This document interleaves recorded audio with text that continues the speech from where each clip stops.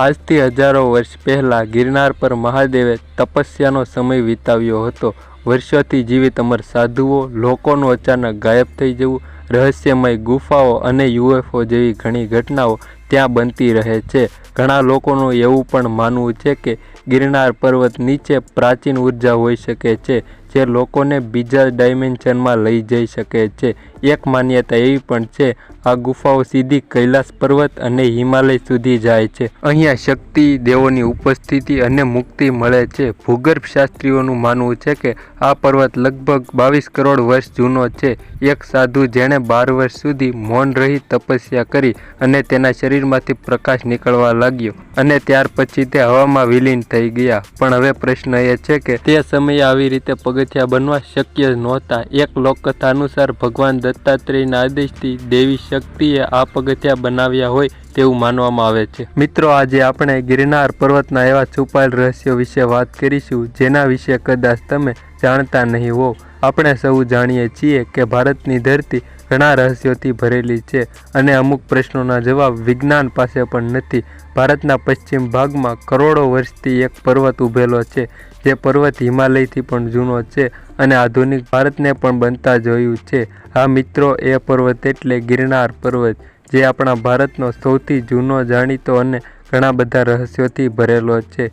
એ જ ગઢવો ગર ગિરનાર જે સાધુ સંતોની ભૂમિ તરીકે ઓળખાય છે। મિત્રો, તમે ઘણીવાર ગિરનાર ગયા હશો પણ તમે ગિરનારના આ રહસ્ય વિશે જાણતા નહીં હોવ। ગુજરાતના જૂનાગઢ જિલ્લામાં આવેલ છે ગિરનાર પર્વત। તેના એક પગથિયામાં રહસ્યો છુપાય છે। લોકોનું અચાનક ગાયબ થઈ જવું, રહસ્યમય ગુફાઓ, વર્ષોથી અમર સાધુઓ અને યુએફઓ જેવી ઘણી ઘટનાઓ અહીં બનતી રહે છે। એવું પણ માનવામાં આવે છે કે ગિરનાર ગુરુ શિખર પર ભગવાન દત્તાત્રેય આજે પણ ધ્યાન મુદ્રામાં બિરાજમાન છે। આજથી હજારો વર્ષ પહેલા મહાદેવ ગિરનાર પર્વત પર તપસ્યા કરી હતી। ભગવાન દત્તાત્રેય સાક્ષાત બ્રહ્મા, વિષ્ણુ અને મહેશનો અવતાર પણ માનવામાં આવે છે અને અમુક માન્યતા મુજબ તેને મહાદેવનું સ્વરૂપ પણ માનવામાં આવે છે। હનુમાનજી પણ ગિરનાર પર્વત પર આવી ગયેલા છે અને હજુ પણ આવે છે। આ પર્વતને ચડવું આટલું સહેલું નથી પણ ત્યાં ચડ્યા પછી તમને અલગ જ શાંતિનો અનુભવ થાય છે। ગિરનારનો ઇતિહાસ મિત્રો, ભૂગર્ભ શાસ્ત્રીઓના મત મુજબ આ પર્વત લગભગ 22 કરોડ વર્ષ જૂનો છે અને ગિરનાર પર્વત એક લોકોનું આસ્થાનું કેન્દ્ર બની ચૂક્યો છે। ગિરનાર પર્વત કેટલો જૂનો છે તેનો ઉલ્લેખ મહાભારતમાં પણ જોવા મળે છે। અર્જુને પણ ગિરનાર પર્વત પર ધ્યાન કર્યું હતું જેથી તે પૌરાણિક માનવામાં આવે છે।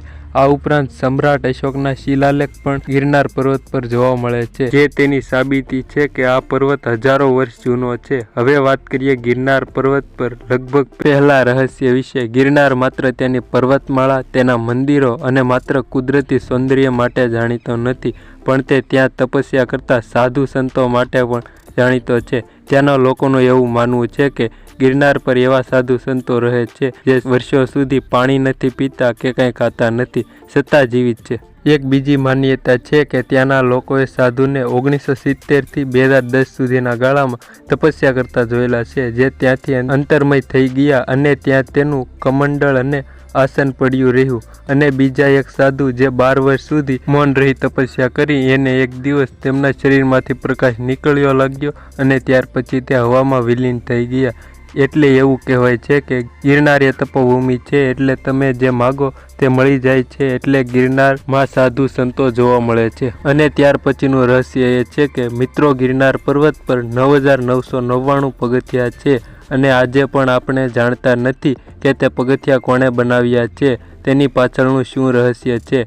એ માન્યતા છે કે દેવી શક્તિએ તે પગથિયા બનાવ્યા હશે અને એક એવી પણ માન્યતા છે કે તે ગિરનારના પગથિયા એક જ રાતમાં તેની જાતે બની ગયા તેવું પણ કહેવાય છે। તો મિત્રો, હું આશા કરું છું કે આ વિડીયો તમને ગમ્યો હશે અને ગમ્યો હોય તો કોમેન્ટ કરીને જણાવી દેજો અને આનો બીજો પાર્ટ જોઈએ તો પણ કોમેન્ટ કરી દેજો અને અમારી ચેનલ પર નવા અને પહેલી વાર હોવ તો ચેનલને સબસ્ક્રાઈબ કરતા જજો અને નોટિફિકેશનને પણ ઓન કરી દેજો જેથી અમારો આવો કોઈ પણ નવો કે માહિતીપ્રદ વિડીયો આવે તો તે તમને સૌથી પહેલાં મળતો રહે। તો મળીશું કોઈ નવા વિડીયો કે ઇન્ટરેસ્ટિંગ ટોપિક સાથે। ત્યાં સુધી બધાને બાય બાય અને થેન્ક્સ ફોર વોચિંગ।